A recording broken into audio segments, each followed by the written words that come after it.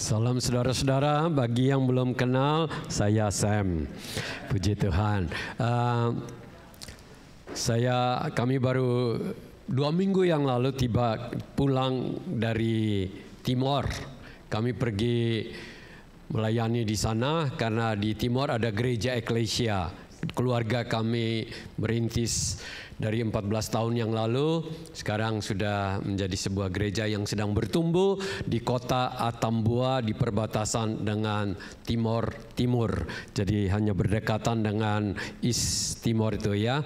Dan puji Tuhan, dimanapun kami berada, kami selalu mau membawa banyak jiwa kepada satu pribadi, yaitu Tuhan Yesus Kristus. Jadi fasilitas apapun yang dibangun bukan untuk siapa-siapa, punya siapa-siapa, punya Tuhan dan untuk Tuhan. Kami melihat banyak keluarga yang dulu belum mengenal Tuhan bisa mengenal Tuhan Yesus Kristus.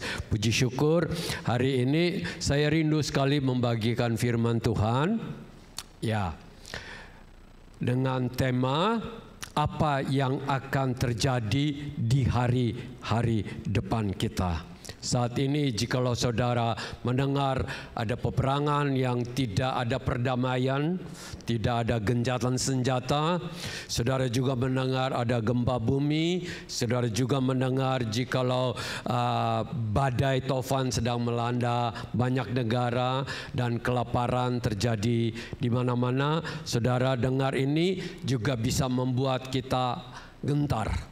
Dan juga kalau kita dengar 2 hari terakhir bahwa ekonomi Australia sedang menuju ke resesi, bisa juga itu membuat orang khawatir. Tetapi kalau kita yang ada di dalam Tuhan Yesus, kita tidak perlu harus takut, kita usah khawatir atau gelisah karena ada pengharapan kekal di dalam Tuhan. Apa yang kita lalui mungkin saja bisa berat, bisa saja satu tantangan ya, tetapi sebagai orang percaya justru kita makin bertindak, makin bergerak, makin kuat di tengah-tengah apa yang sedang terjadi. Karena disitulah tanda kita orang-orang beriman, tanda kita ini mempunyai pengharapan kekal, yaitu meskipun ada badai. Mungkin saudara-saudara di muka bumi ini kita tidak bisa mencapai apa yang kita idamkan, apa yang kita cita-citakan. Yang waktu kita masih muda kita semua menginginkan ini tapi tidak mencapai, ya itu bukan berarti the end of everything. Bagi orang yang tidak percaya Tuhan atau ateis, mereka pikir sudah selesai saat penguburan, tetapi saat kita ada di dalam Tuhan itu adalah permulaan dari segala sesuatu. Ada amin untuk itu? Amin. Jadi inilah beda antara orang yang tidak percaya dengan orang yang percaya. Kalau orang percaya, meskipun ada penderitaan, dia katakan bahwa ini hanya penderitaan ringan yang tidak sebanding dengan apa yang disediakan. Saya akan bagikan ada beberapa hal yang akan terjadi di hari-hari mendatang. Ya, ini semua adalah nubuatan. Ya, dan ini memang sesuatu yang tidak mudah bisa diajarkan seperti apa yang sudah terjadi. Ya, dalam sejarah sudah terjadi. Karena apa yang akan terjadi ini belum terjadi, tapi akan terjadi. Dan saudara-saudara jangan pikir, wah itu terlalu berat. Ya, waktu Desember tahun 2019 ada 1-2 orang yang berbicara bahwa ada kemungkinan virus yang sudah ada di Wuhan itu bisa merusak dunia dengan COVID. Banyak orang bilang, oh itu tidak mungkin, sekarang ini teknologi tidak mungkin. Padahal bulan Februari, bulan Maret langsung kejadian. Dan yang luar biasa lagi, ya dalam sekejap beberapa bulan seluruh dunia 180 negara terjadi lockdown. Saudara, bayangkan dulu ada bermacam-macam penyakit, tetapi dalam beberapa tahun atau boleh dibilang hanya beberapa negara, karena kecepatan orang bergerak dulu tidak cepat sekarang. Sekarang dengan pesawat turun di airport, orang di airport sudah bisa kena segala macam penyakit. Saudara-saudara, oleh karena itu jangan sampai kita ini lengah. Ya, karena firman Tuhan katakan bahwa apa yang akan terjadi itu tiba-tiba. Siapa yang terpikirkan bahwa 7 Oktober tahun lalu tahu-tahu sudah ada orang-orang yang merencanakan untuk membunuh orang Israel dan terjadi peperangan? Siapa yang pernah berpikir bahwa Februari 2022 bahwa Rusia akan menyerang Ukraina? Kita pikir tidak akan terjadi. Saya pernah berbicara dengan seorang, mereka bilang, itu hanya gertak-gertakan aja, nggak mungkin terjadi, dan terjadi benar. Oleh karena itu, mari saya akan membaca apa yang sedang terjadi di muka bumi, dan ini sudah diprediksi oleh firman Tuhan melalui Rasul Paulus di 2 Timotius pasal yang ketiga ayat 1 sampai ke 7. Kita baca saja ya, supaya kita ngerti bahwa sekarang apa yang sedang terjadi itu memang sedang terjadi. Sudahkah kita dapat? Ya, keadaan manusia pada akhir zaman. Ketahuilah bahwa pada hari-hari terakhir, kita disebut hari-hari terakhir, bahkan dikatakan akhir dari hari-hari terakhir, yaitu keadaan kita sekarang ini, akan datang masa yang sukar.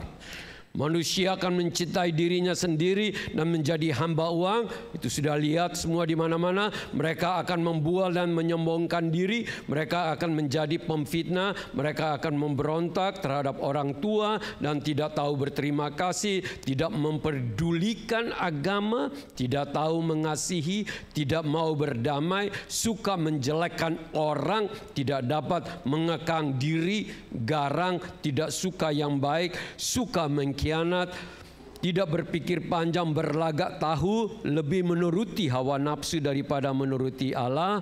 Secara lahiriah mereka menjalankan ibadah mereka, tetapi pada hakikatnya mereka memungkiri kekuatan. Jauhilah mereka itu. Sebab diantara, sampai di situ saja saudara-saudara, bahwa itu adalah keadaan manusia. Apa yang kita baca ini kira-kira sedang terjadi saat ini? Saudara katakan zaman dulu juga ada, Om. Ya, tapi intensitinya dulu dengan sekarang agak beda. Orang-orang tua yang pernah tinggal di Australia, mereka katakan begini, 50 tahun yang lalu pintu kita tidak pernah ditutup, mobil tidak pernah dikunci. Ya, tapi sekarang kita tahu bahwa itu tidak bisa dilakukan lagi. Benar? Nah, saudara-saudara, memang ini harus terjadi sebelum kedatangan Tuhan. Untuk hari yang dahsyat itu, ini semua harus terjadi. Jadi perhatikan bahwa apa yang sedang terjadi jangan sampai kita ada di dalamnya. Jangan kita termasuk bilangan yang dikatakan tadi, tetapi kita adalah pribadi yang berbeda, yang mengikuti Tuhan, hidup dalam kebenaran, hidup di dalam hormat dan takut akan Tuhan, saudara-saudara. Nah, ini juga, dan Tuhan Yesus juga sudah katakan di Lukas 21, ya, Lukas 21 ayat 7 sampai 11, kita baca. Ya.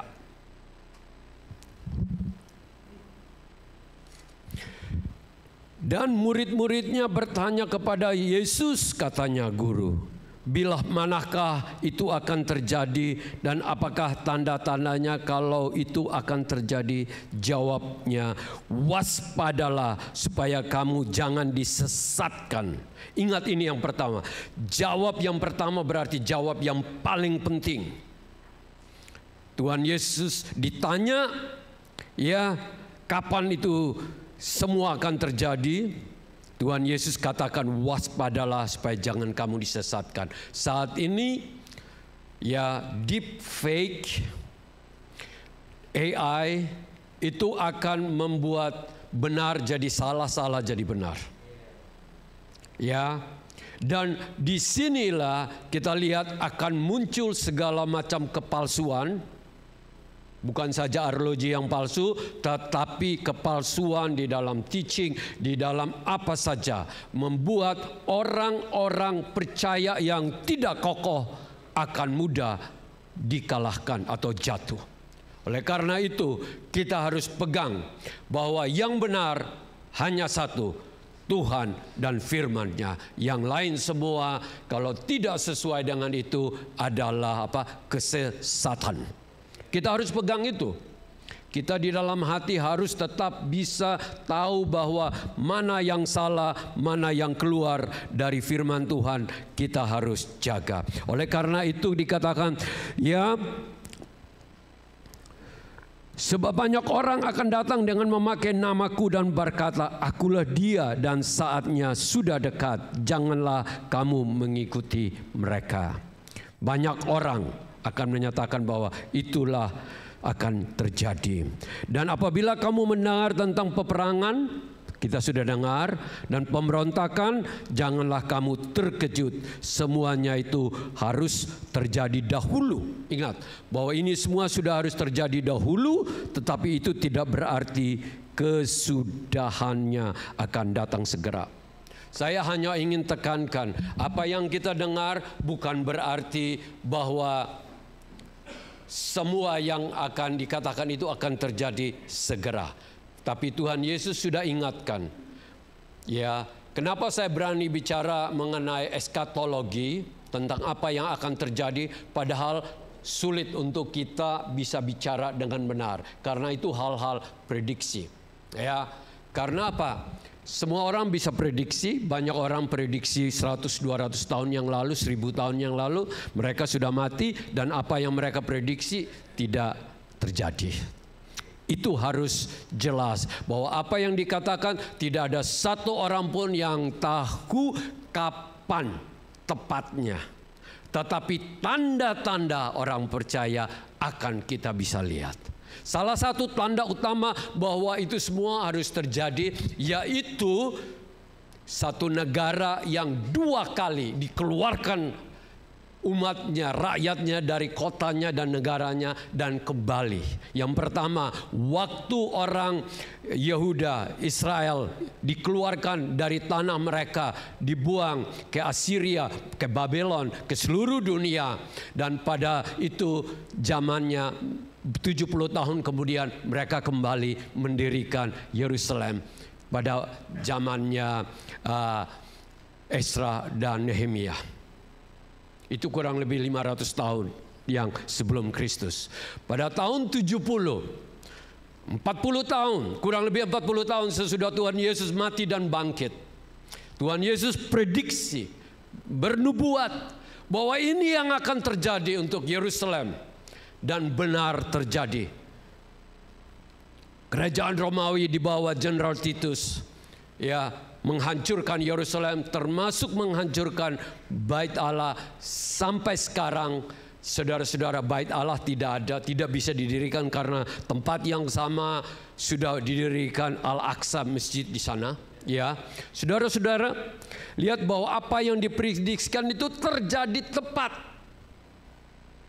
Ya. Dan benar, mereka terlempar keluar ke seluruh bumi, sehingga orang Yahudi sampai ke pulau-pulau di Maluku pun ada mereka, ya.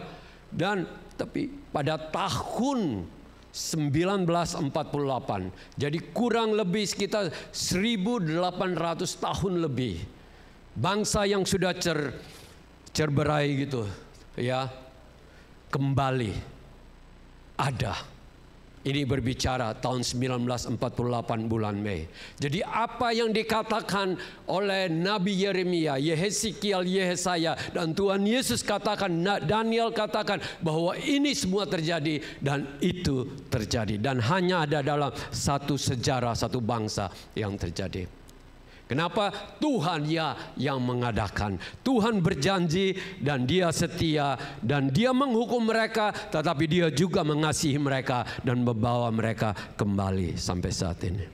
Saudara lihat bahwa apa yang dikatakan Tuhan itu mungkin bagi kita terlalu lama. Petrus sudah ingatkan, jangan kamu tidak sabar, karena satu hari di hadapan Tuhan 1000 tahun di tahun manusia. Dan memang kalau dibandingkan dengan apa yang ada di alam semesta ini, 1000 tahun tidak ada artinya dibandingkan dengan kekekalan yang ada, bukan? Oleh karena itu saudara-saudara, apa yang saya akan bagikan ini akan membuat kita semua makin kuat, makin memiliki pengharapan. Tetapi di sini juga mengingatkan kita untuk kita menjaga hati kita. Jadi ini juga kita harus memprepare untuk apa yang akan terjadi. Jangan sampai tertidur seperti Tuhan Yesus katakan, pencuri datang dengan tiba-tiba dan kita sedang tertidur. Ya, saya bukan bilang kita harus aware tiap hari nunggu, jangan. Tapi saya hanya berikan contoh. Seorang ibu itu yang mengasihi anaknya meskipun tangannya sedang mencuci piring, tapi pikirannya anaknya sedang sekolah, sedang apa? Benar gak ibu-ibu? Meskipun kita ini sedang bekerja, sedang ada di muka ini, di muka bumi ini dengan segala tantangan hidup, tapi hati kita selalu ingat dan dekat bahwa kapan saja ia bisa datang. Apakah kita sudah prepare? Oleh karena itu, yang pertama saya akan bagikan yang terjadi di depan kita, dan firman Tuhan katakan diulang-ulang, ya. Ini kita baca, ya. Mulai dari Yohanes 14 ayat 1 dan 3. Yang pertama adalah rapture. Yohanes 14 ayat 3, kita 1 sampai 3 kita baca.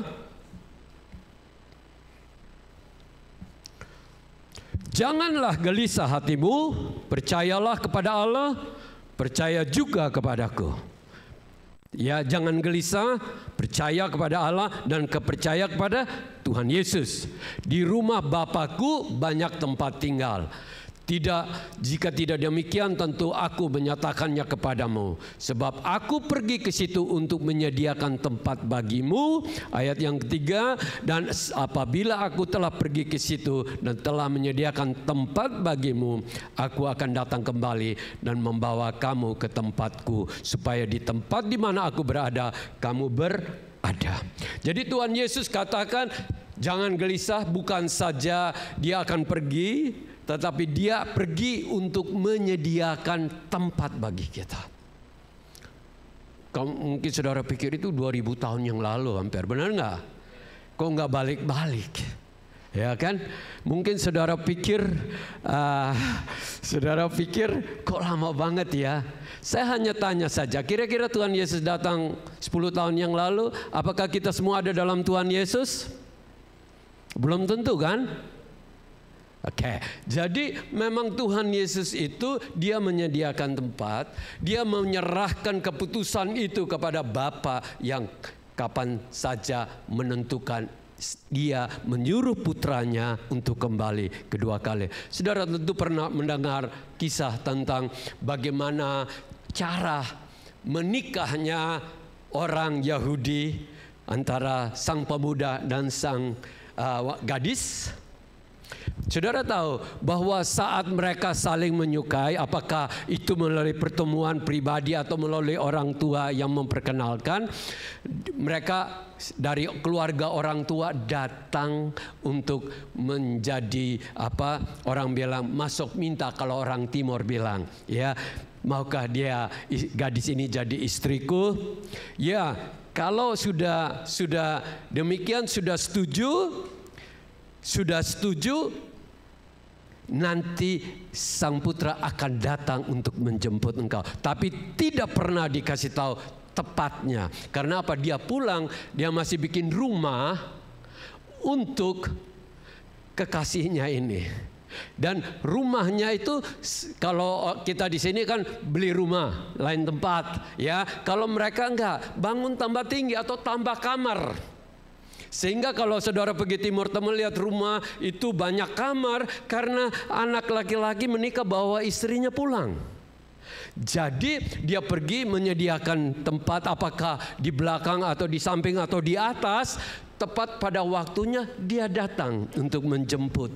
Saudara pernah dengar kisah tentang 5 gadis bijaksana dan 5 gadis bodoh? Itu tuh Tuhan Yesus sedang menceritakan, menggambarkan, mengumpamakan dia akan datang tiba-tiba untuk menjemput jemaatnya. Ya, apakah jemaatnya itu sedang tertidur, tidak kehilangan minyak atau kekurangan minyak, dia datang dengan tiba-tiba. Dan di situ berbicara kepada kita semua bahwa jangan sampai kita kehilangan minyak, kekurangan minyak atau kehabisan minyak ataukah tertidur. Ingat loh, 5 yang pintar, bodoh dan bijaksana semuanya tertidur. Dalam perjalanan menunggu Tuhan Yesus datang, bisa saja jemaat yang paling kuat pun bisa sampai bertanya, kenapa nggak datang-datang? Apalagi kita sedang alami hal-hal yang berat di muka bumi, kita mungkin bertanya demikian. Tetapi jangan sampai ketiduran dan kehabisan minyak di muka bumi ini. Saudara-saudara, lihat ya. Jadi bahwa apa yang akan dilakukan Tuhan Yesus Kristus itu adalah membawa kita kembali. Tentu saudara bilang, wow, sudah berapa puluh generation berlalu ya, dari tahun 2000 sampai sekarang semua sudah berlalu. Saya yang hanya ingin katakan, mengapa Tuhan Yesus katakan bahwa saya akan segera, ya, tapi tidak tahu kapan tepat. Saudara pernah bertanya demikian? Ya, saudara, manusia kalau dikasih tahu tanggalnya, waktunya, jeleknya itu apa? Nanti hari yang lain seenaknya saja, nanti sudah 1 minggu sebelumnya baru siap-siap. Benar kan? Oleh karena itu Tuhan Yesus katakan bahwa setiap generasi aku segera kembali. Saudara tahu, itu untuk menjaga setiap generasi orang percaya harus tetap memiliki hati yang selalu expecting anytime he can come. Mungkin saudara punya anak, ya toh, kalau saudara pergi ke holiday, saudara bilang bikin bersih rumah ya. Biasanya kan anak-anak bikin bersih rumah ya. Saya berani katakan dia akan bersih sudah tahu jam saudara tiba. Benar gak? Dia bikin kotor, piring semua kotor, nanti baru dia siapin waktu sebelum tiba. Benar kan? Nah, oleh karena itu Tuhan tahu, sehingga ia sampai kata bahwa aku segera akan kembali dalam setiap generasi. Nah, sekarang mengenai yang terjadi pertama, ya, adalah rapture. Rapture adalah pengangkatan orang-orang percaya yang diangkat oleh Tuhan Yesus untuk membawa kita kembali ke Tuhan Yesus. Kata rapture memang tidak ada di Alkitab, hanya ada harpazo dari bahasa asli Greek, ya, artinya itu tiba-tiba diangkat. Itu artinya dari rapture. Saudara-saudara, orang-orang percaya yang diangkat, atau gini, Pak, mempelainya yang diangkat. Bukan semua orang. Bukan semua orang. Orang yang akan diangkat adalah orang yang memiliki roh yang sama dengan Roh Kudus. Roh yang ada dalam kita adalah Roh Kudus. Sehingga kuasa itu saat pengangkatan itu orang-orang yang memiliki identitas yang sama, yaitu Kristus ada di dalam kita dan kita ada dalam Tuhan Yesus. Mungkin sini saya selalu bertanya ya, pengangkatan apakah akan terjadi sebelum ataukah sesudah rapture, apa sesudah tribulation? Karena saudara lihat ya, ini penting sekali bahwa rapture itu akan terjadi sebelum Great Tribulation. Kesengsaraan yang besar. Saudara bilang itu dapatnya dari mana, Om Sam? Bukankah disuruh kita untuk bersiap-siap menghadapi itu semua? Saya ingin katakan bahwa kenapa saya berani katakan ini? Ya, karena saya lihat ada dua hal yang pernah terjadi di dalam Perjanjian Lama. Pada waktu Nuh sebelum datang hujan, Tuhan mempersiapkan dia, dan pada waktu hujan mau datang, pintu bahtera ditutup sehingga keluarganya, dia dan keluarganya tidak tenggelam. Saudara percaya itu bahwa kita sebagai orang-orang percaya akan diangkat ya sebelum hari yang dahsyat itu. Saudara percaya atau saudara mau tunggu sampai masuk ke tribulation dulu? Terserah, itu pilihan. Ya, saudara, yang kedua, waktu Lot diselamatkan dan keluarganya meskipun istrinya menjadi tiang garam, ya.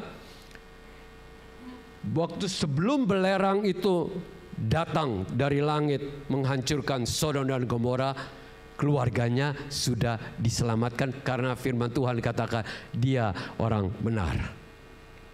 Jadi dasar itu saya berani berkata, untuk apa kita menjadi mempelainya kalau kita pun harus menderita seperti yang akan terjadi di saatnya Antikris. Oleh karena itu saya akan baca supaya saudara pikir ini dapatnya dari mana. 1 Tesalonika 4 ayat 16 sampai 18.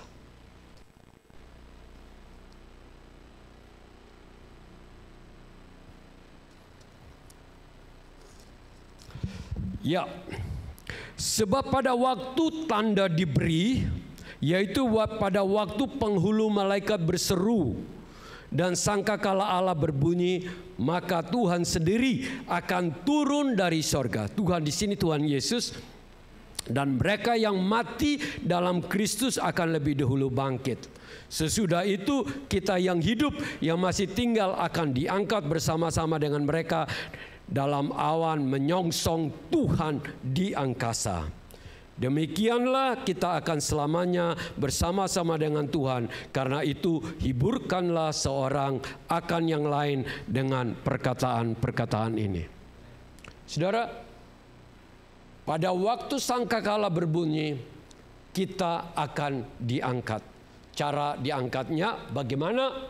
Tentu ya, kalau orang yang lebih dulu, orang yang sudah mati dalam Tuhan, firman Tuhan katakan akan dibangkit, dan pada waktu mereka bangkit, tubuh mereka akan miliki tubuh sorgawi.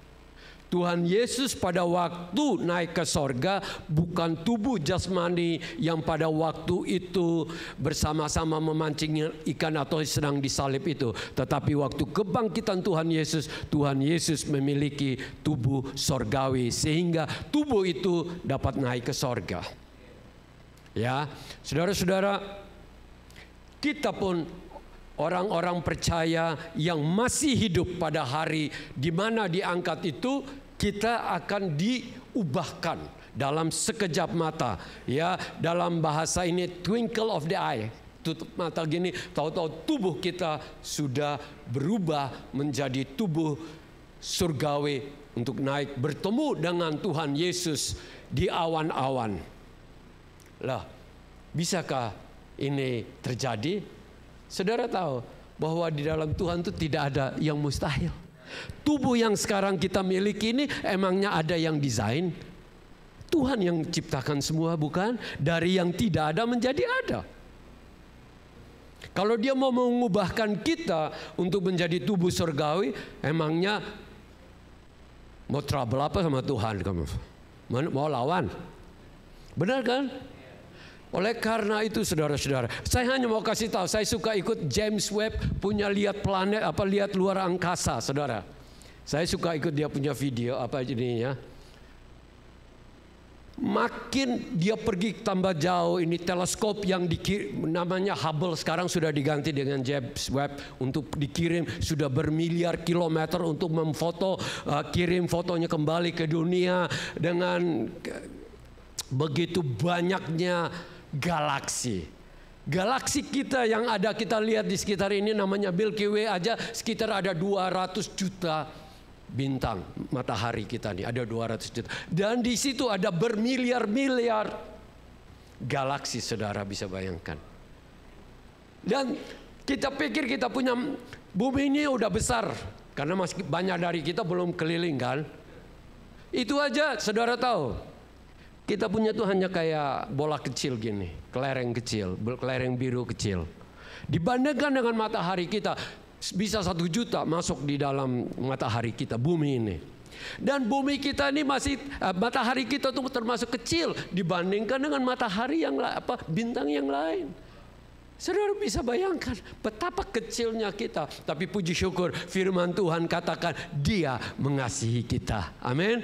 Itu luar biasanya Tuhan kita. Oleh karena itu yang perlu sekarang kita tanya ini, kenapa itu terjadi, saudara-saudara? Ya, luar biasa. Tuhan itu di sini saya tanya itu, kenapa punya rencana yang begitu mulia? Ingat, waktu Dia mendesain segala sesuatu itu sudah punya rencana. Kita manusia kadang-kadang bikin sesuatu tidak tahu end-nya bagaimana. Tapi kalau Tuhan dari mulai dari Taman Eden sampai kepada kekal, Dia udah tahu apa yang akan terjadi. Namanya Dia Tuhan. Oleh karena itu jangan lawan dengan Dia dengan otak kita yang masih hanya sebesar ini ya. Oleh karena itu percaya. Karena tidak ada seorang pun yang mampu ya. Nah sekarang saya sudah tanya tadi, kenapa baru terjadinya sebelum Great Tribulation? Ini yang kedua. Yang pertama rapture akan terjadi, yang kedua akan terjadi Great Tribulation. Ini catat bahwa Great Tribulation ini saat kita sudah diangkat, Roh Kudus juga sudah bersama angkat, dunia ini tanpa guidance. Saudara bisa lihat anarki apa yang terjadi 98 di Jakarta atau yang akhir-akhir ini sedang terjadi di Prancis. Orang sudah hidup tanpa Roh Kudus, tanpa pimpinan kebenaran firman Tuhan. Anarki jadi apa? Saudara, peperangan terjadi di mana-mana. Dan disitulah akan terjadi namanya Antikris muncul yang kedua. Antikris akan menjadi pendamai, akan menjadi pribadi yang dianggap penting. Ya, dia akan mulai apa? Dia akan mulai menguasai di tengah-tengah tribulation itu. Dia akan menguasai dan dia akan memunculkan yang namanya tanda 666 itu. Barang siapa yang tidak punya tanda itu tidak bisa jual dan beli. Saudara pikir itu aneh ya? Ingat aja COVID. Tidak ada tanda bahwa kita sudah ada itu vaksin. Nggak bisa masuk shopping center tertentu. Pesawat tidak bisa, naik ini nggak bisa. Itu baru hanya cobaan itu namanya rehearsal aja sudah begitu. Ya, rehearsal aja sudah seperti gitu. Muka pada panik semua kan waktu itu, bahwa apa yang terjadi. Dan itu salah satu tanda. Oleh karena itu kita sebagai anak-anak Tuhan, jangan takut. Jangan khawatir, karena sebelum hari yang dahsyat itu, kita anak-anak sudah diangkat pulang ke sorga bersama Dia. Saudara-saudara, nanti satu waktu semua akan diberikan satu pilihan, ya, atau dua pilihan, nyembah si Antikris itu ataukah mati dibunuh. Pilihan ada di tangan setiap orang. Tapi kita orang-orang percaya tidak punya pilihan itu lagi karena kita sudah ada di sorga. Ini saya ingatkan. Kenapa? Supaya kita ini yang ada nanti orang Yahudi akan dimusuhin habis-habisan. Sekarang aja sudah begitu banyak.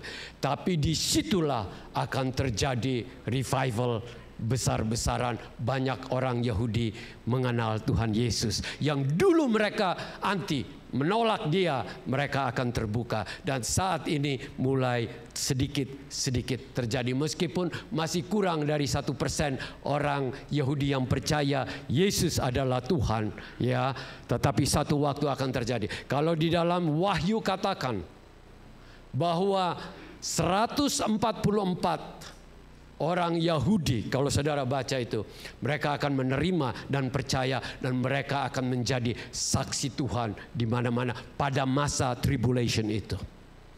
Pada masa tribulation, gereja sudah tidak ada lagi. Salah satu saya kasih tahu kenapa gereja tidak ada. Kalau saudara baca Wahyu pertama, Tuhan Yesus menampakkan diri dengan luar biasa keadaan yang sebenarnya dia. Dia datang bagaikan bagaikan mata yang bagaikan bersinar, ya. Pakaiannya emas, itu adalah keadaan dia yang sebenarnya. Dari Wahyu 2-3 dia menegur gereja, tapi juga mengencourage gereja yang benar. Dia menegur. Saya sudah pernah khotbah di sini bahwa 5 hal yang jangan sampai kita ada menjadi teguran Tuhan Yesus, yaitu siapa yang tahu kasih mula-mula telah hilang. Terus kedua, hidup di dalam seperti Biliam, kemunafikan, perbuatan mati dan penyembahan berhala yang dibawa oleh Isabel. Dan yang kelima yang harus kita tidak miliki, jangan sampai kita suam-suam kuku sehingga kita dimuntahkan. Tetapi mulai dari ayat yang kelima, kata gereja itu tidak ada lagi. Kata gereja itu sebelumnya 19 kali di dalam 1, 2, dan 3. Tetapi mulai dari kelima tidak ada lagi. Sampai ke 19 baru gereja kembali bersama-sama dengan dia untuk datang mengalahkan si jahat.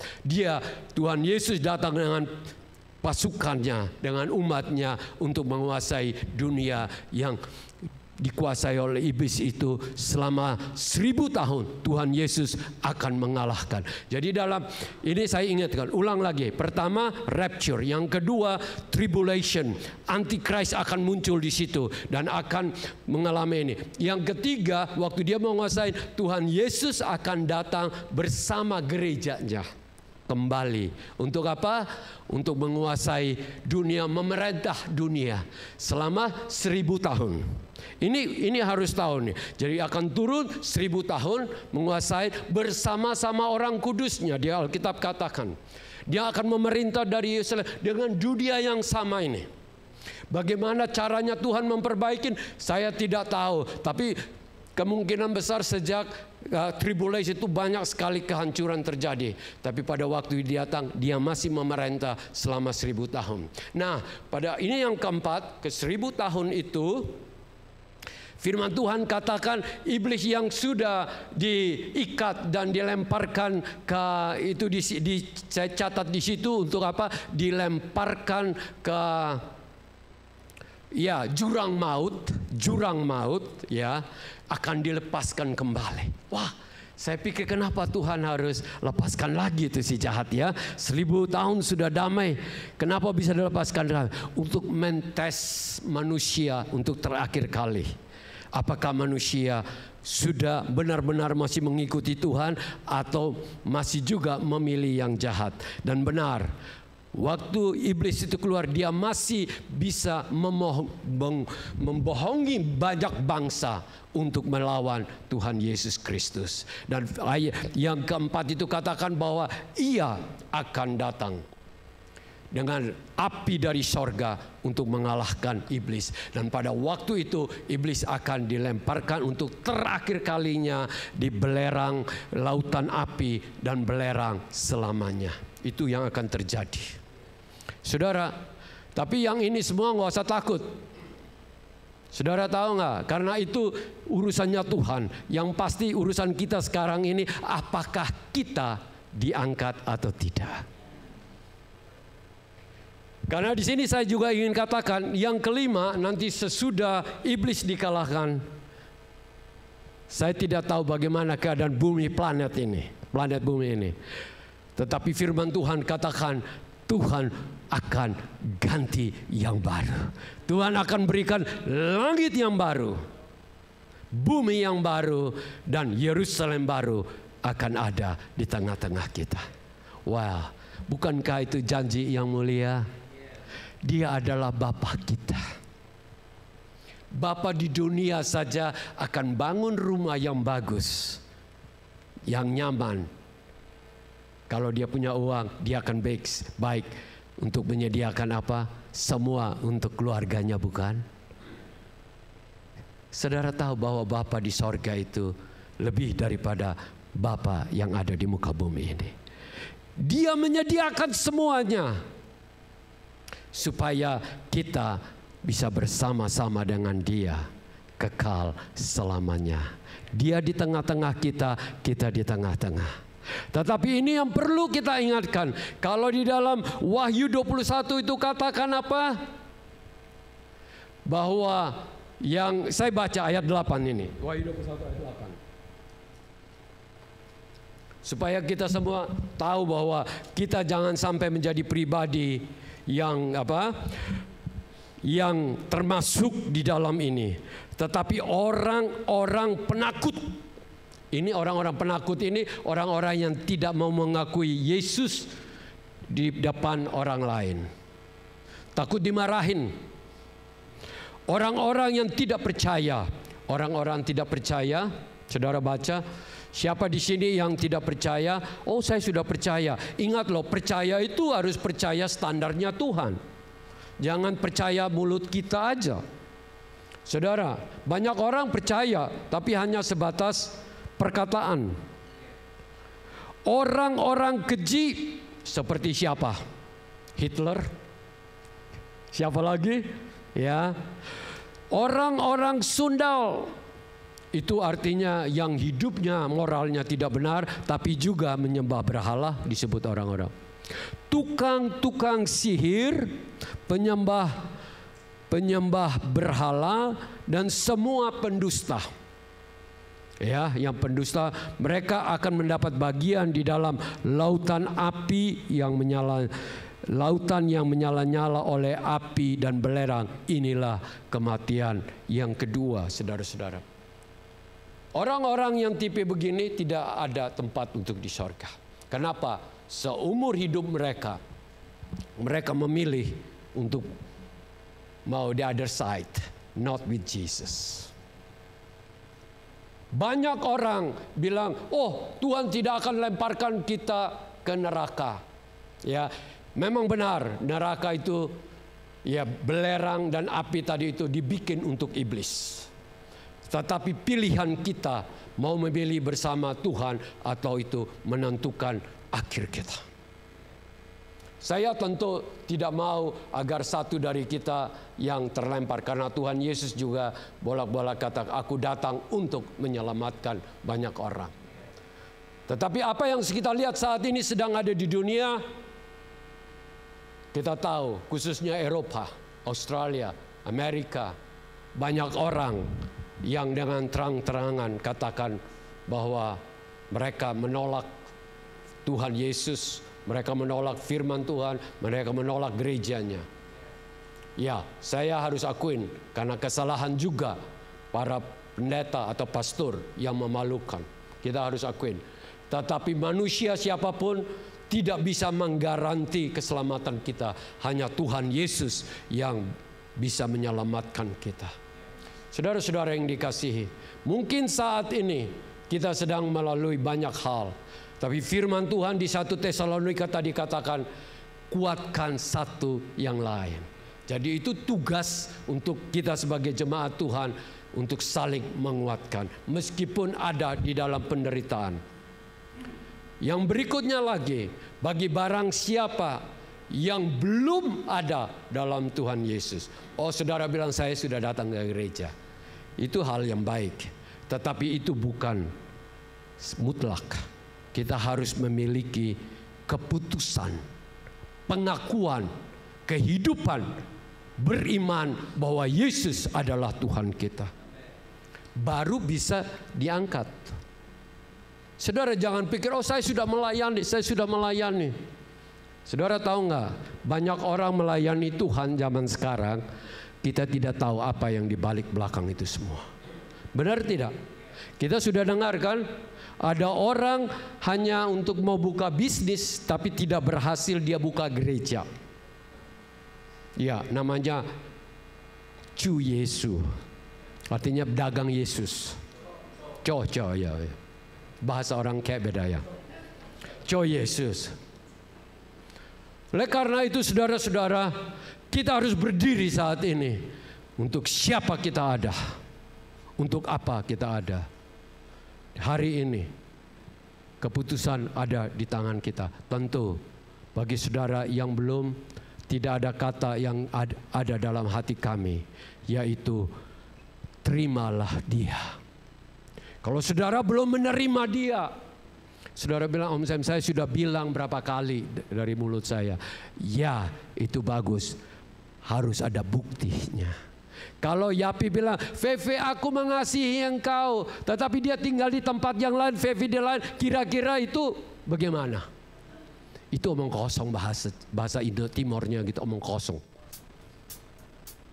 Ya, kalau orang yang benar mengasihi Tuhan Yesus, dia ada di mana Tuhan itu berada. Bagaimana iman kita? Saudara jangan pikir, oh saya masih jatuh dalam dosa. Semua manusia jatuh dalam dosa. Oleh karena itu Tuhan Yesus datang untuk kita. Kalau enggak, kita tidak butuh untuk Tuhan Yesus. Dengan kekuatan kita sendiri. Kita semua manusia lemah. Tetapi ini bedanya.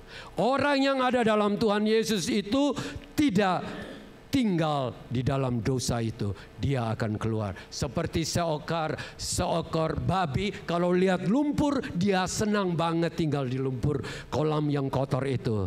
Tetapi kalau burung elang, dia nggak mau di situ. Paling dia jatuh cepat-cepat, dia keluar untuk cuci, dia bikin bersih lagi. Dan firman Tuhan, kita ini adalah burung elangnya Tuhan, Raja Walinya Tuhan. Kita tidak tinggal dalam dosa. Oleh karena itu, biarlah firman Tuhan hari ini kita saling menguatkan bagi kita orang percaya. Dan tempat tidak ada yang lebih indah saat kita bersama-sama mendengar firman Tuhan untuk saling menguatkan. Saudara pikir, oh saya kuat sendiri kok. Benar bisa. Hanya paling 1 bulan lemah iman. Nanti satu ngajak, ayo kita ke Star City, langsung ikut saudara. Kenapa? Tidak ada pegangan.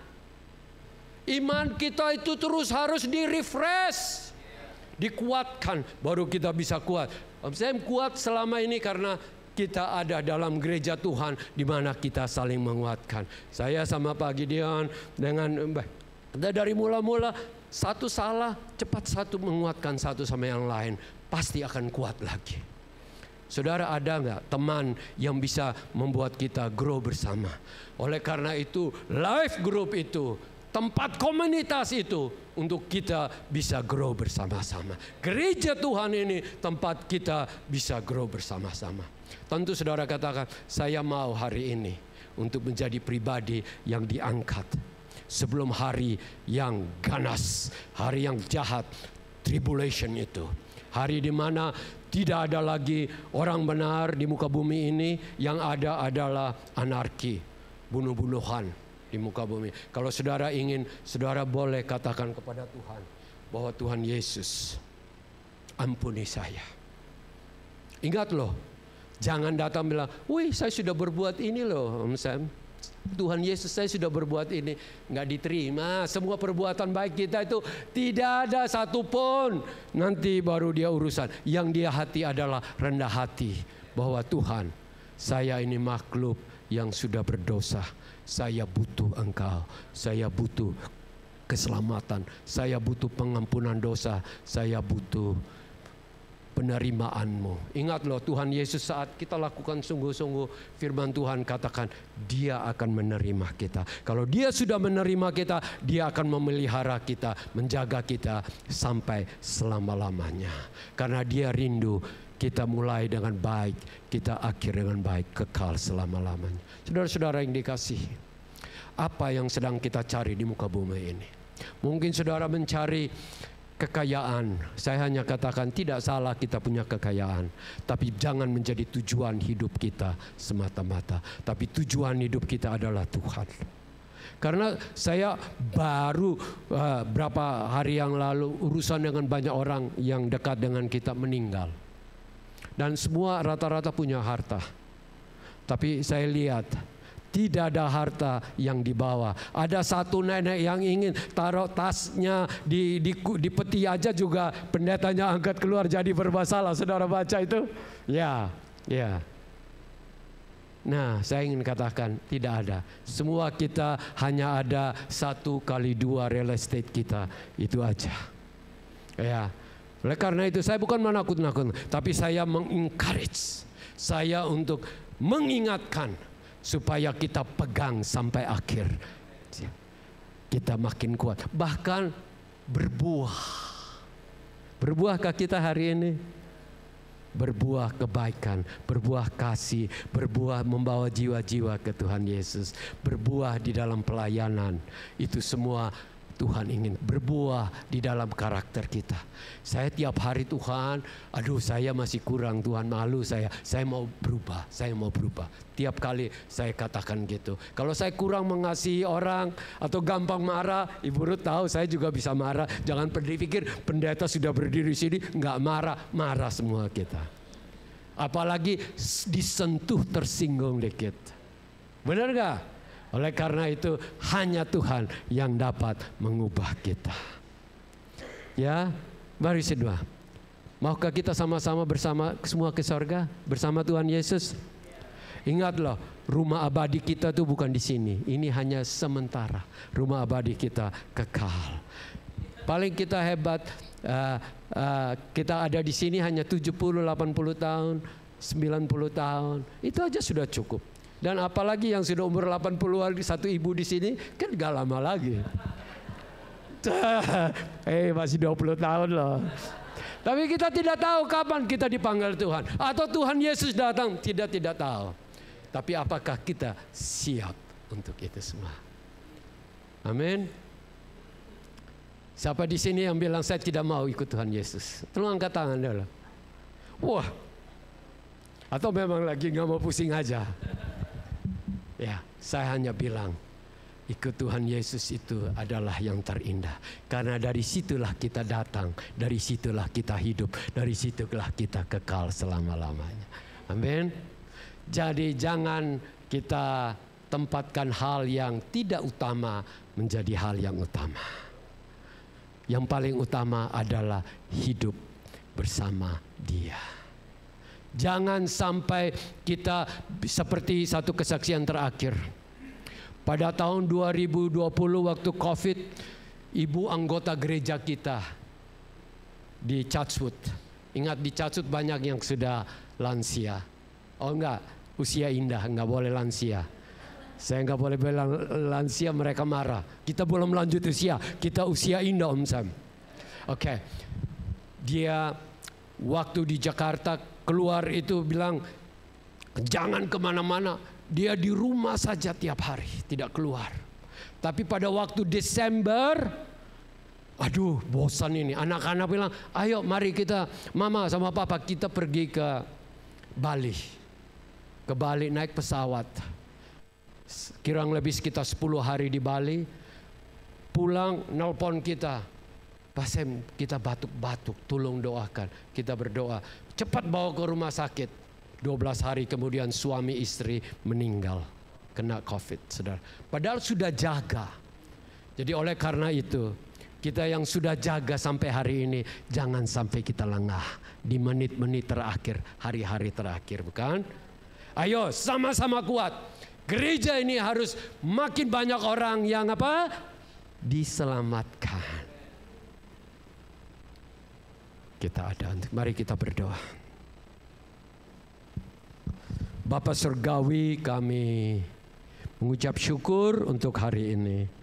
Apa yang sudah hamba sampaikan, bagikan dengan anak-anakmu di sini, bukan untuk menakut-nakuti, tetapi kami mengingatkan agar setiap kami prepare bahwa waktumu dengan tiba-tiba waktu sangkakala berbunyi, malaikatmu meniup sangkakala, kami adalah pribadi dan menjadi bilangan yang diangkat ke dalam sorga, dibawa pulang ke rumah kekal kami, karena kami ada di dalam Engkau dan hidup untuk Engkau. Kami ada dalam Roh Kudus dan hidup di bawah pimpinan Roh Kudus.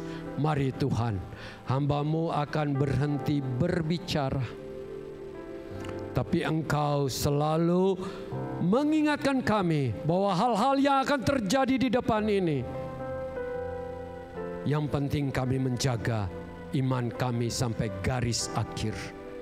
Jaga sampai tidak ada satupun yang menghalangi atau merusak hubungan kami dengan Engkau. Tidak ada satu hal apapun yang membuat iman kami lemah. Tetapi biarlah apapun yang terjadi membuat kami makin berkobar-kobar untuk mengikuti Engkau. Terima kasih Tuhan Yesus, karena rencana-Mu indah bagi kami.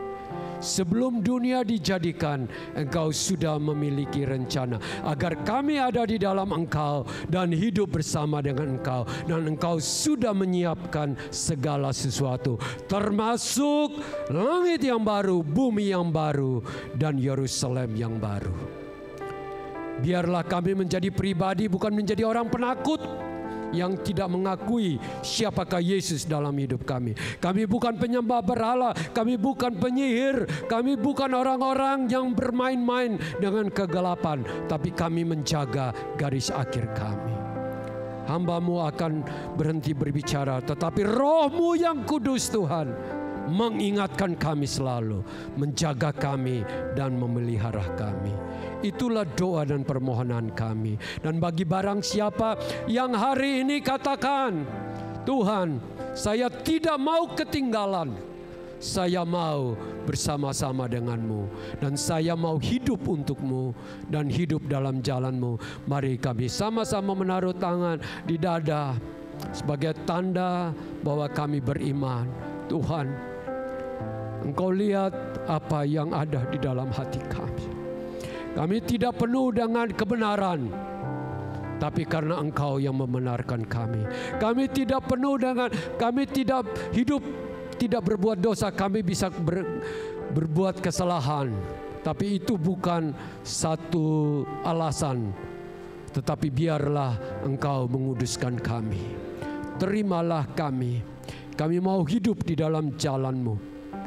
Kami mau berjanji bahwa hari ini adalah sesuatu yang baru, karena Engkau sudah menyiapkan yang baru dalam hidup kami, yaitu kami ada di dalam Engkau dan Engkau di dalam kami. Kami tidak mencari manusia punya pernyataan akan hidup kami, tetapi kami hanya mencari apa yang berkenan di hadapan-Mu.